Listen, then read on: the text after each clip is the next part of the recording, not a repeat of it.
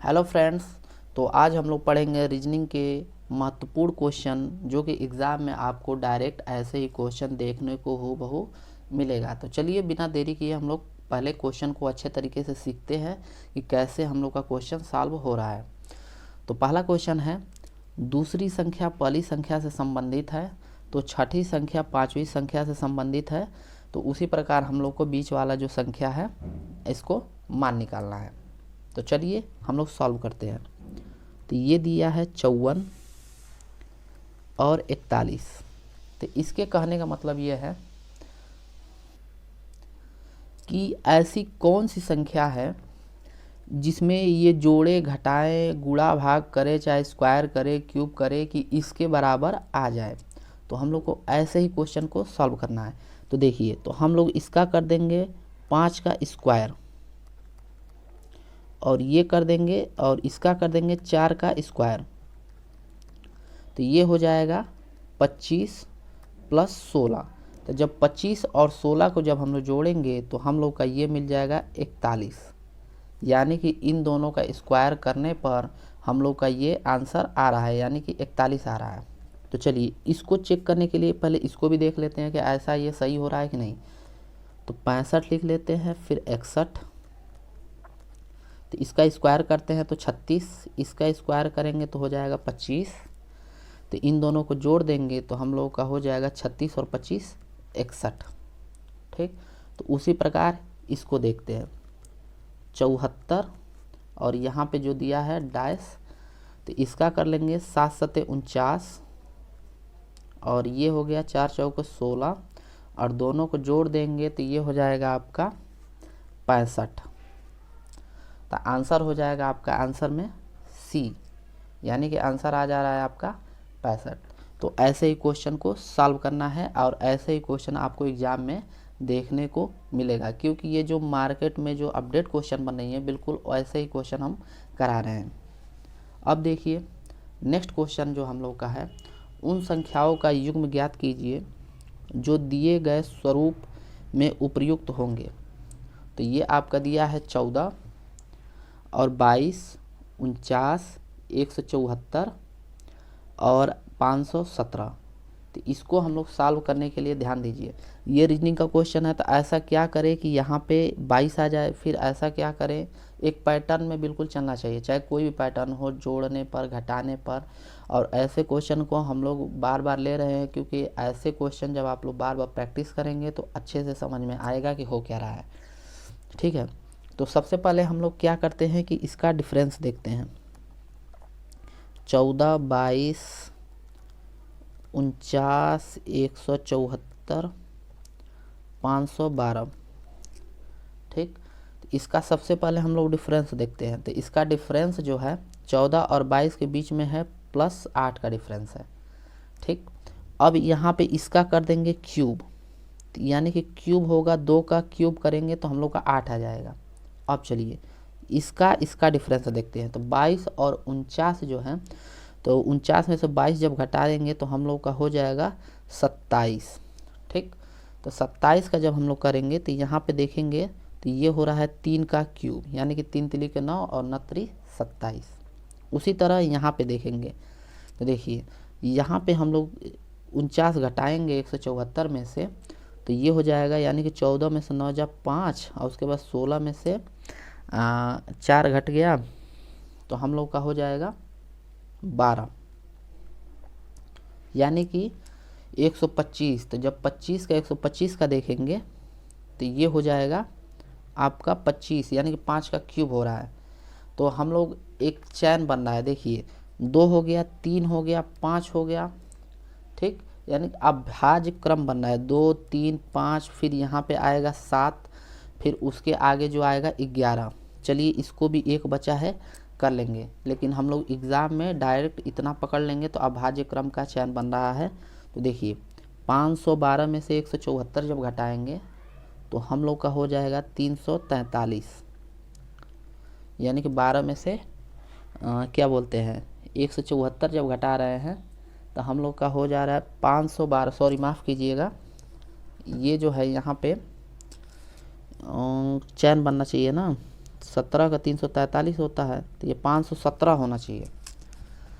तो क्वेश्चन में यहाँ पे देखिए 517 लिखा भी है, तो 343, तो 343, तो ये हो जाएगा 7 का क्यूब। तो उसी तरह हम लोग इसका कर लेंगे बिना कहे सुने 11 का क्यूब। तो 11 का जब क्यूब करेंगे तो आपका आंसर हो जाएगा 131। 131 जब दिया है तो इसमें हम लोग यहाँ पे लिख लेंगे 131, ठीक। और उसमें 512 जब ऐड कर देंगे तो यहाँ पे हो जाएगा 18 और 7 1 8, 18 और 48। तो ये हम लोग का हो जाएगा। वैसे भी जब देखिए जब यहाँ तक आप लोग सॉल्व कर लिए तो आप ऐसे देखिए 7 और 1 8, यहाँ पे 7 और 1 8 है और 8 लास्ट में आंसर में यही दिख रहा है, तो हम लोग का आंसर सी हो जाएगा, ठीक। क्योंकि हम लोग को एग्ज़ाम में जल्दी क्वेश्चन करना है। तो ये रहा आपका आंसर सी। तो चलिए अब नेक्स्ट क्वेश्चन देखते हैं। नेक्स्ट क्वेश्चन है हम लोगों का 6 व्यक्ति A B C D E और एफ एक पंक्ति के उत्तर दिशा में बैठे हैं, सम्मुख यानी कि उत्तर की तरफ मुंह करके बैठे हैं। सी एफ के बाएं बाएं दूसरे स्थान पर बैठा है और ए डी और सी का निकट पड़ोसी है, ठीक है। जो ए है डी और सी का निकट पड़ोसी है। ई जो है ए के बाएं बैठा है लेकिन बी ए के दाएं बैठा है। निम्नलिखित में से कौन सा ऐसा व्यक्ति है जो अंतिम छोर पर बैठा है। देखिए ये ऐसा क्वेश्चन है जो एसएससी के कोई भी एग्ज़ाम में ये क्वेश्चन ऐसा तो आना ही आना है। तो चलिए हम लोग इसको बहुत अच्छे से सीखते हैं। और देखिए ये क्वेश्चन से ऐसे क्वेश्चन से डरना नहीं चाहिए, जैसा दिया है हम लोग ऐसे करते जाएंगे, ऑप्शन ऑटोमेटिक आ जाएगा। तो सबसे पहले हम लोग पहला लाइन देखते हैं। तो पहला लाइन लिखा है सम्मुख बैठ सी एफ के बाएं से दूसरे स्थान पे है। तो देखिए हम लोग एक तीर खींच लेंगे जिससे हम लोग को पता चले ये दिशा का। तो उत्तर का दिशा इधर है, तो सी और एफ यानी कि 3 लोग का बात चल रहा है। एफ के बाएं से दूसरे स्थान पे बैठा है। देखिए तो यहाँ पे हम लोग बैठा देंगे एफ। देखिए जो सी है एफ के बाएं से दूसरे स्थान पे है, एफ है। अब बायां हम लोग का इस साइड है, इस साइड बायां है, इधर दायां होगा, इधर बायां है। तो बायां से दूसरे स्थान पे है तो 1 स्थान और 2 स्थान, यानी कि यहाँ पे सी बैठा है। अब हम लोग का नेक्स्ट क्वेश्चन देखिए। अब इसके आगे पढ़ते हैं। ए डी और सी का निकट पड़ोसी है। जो डी और सी है उसका देखिए हम लोग ऐसे क्वेश्चन जब भी यहाँ काम आ रहे हैं तो हम लोग ऐसे पढ़ेंगे, डी और सी का निकट पड़ोसी है ए। तो एक बार यहाँ पे एक और बनाते हैं और खींचते हैं 1 2 3 3 4 हम लोग खींच लेते हैं ताकि हम लोग को पता चले। चलिए सम्मुख की बातें हो रही हैं। तो इसमें क्वेश्चन में दिया है डी और सी का निकट पड़ोसी है, निकट पड़ोसी है ए। अब देखिए सी हम लोग का मान के चलिए कि यहाँ पे है, इसका निकट पड़ोसी है ए और यहाँ पे हो गया तब डी, ठीक।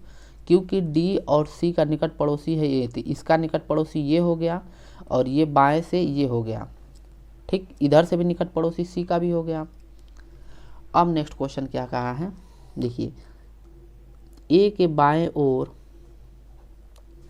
यहाँ लिखा है ए के बाएं ओर बैठा है, ए बाएं ओर बैठा है लेकिन बी जो है ए के दाएं ओर बैठा है।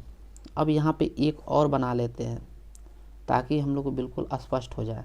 और यहाँ पे सबको बैठा देंगे, मैक्सिमम 3 लाइन में ऐसे करेंगे तो आप लोग बिल्कुल आसानी से समझ पाएंगे। 3 4 टोटल कितने हैं, 2 2 4 2 6, 1 2 3 4 5 6। अब देखिए क्वेश्चन में दिया है कि ए के बाएं ओर ई बैठा है, यानी कि ए के बाएं ओर, तो यानी कि बाएं ओर यहाँ तो होगा नहीं क्योंकि इसके बगल में डी है। ए के बाएं ओर तो इसके जस्ट बगल में बैठाते हैं। तो देखिए तो यहाँ पे हम लोग कर लेंगे, यहाँ पे ए करते हैं, ठीक। इसके बगल में डी को बैठाते हैं और इसके बाएं ओर कर देते हैं ई को। तो 3 तो बैठ गए।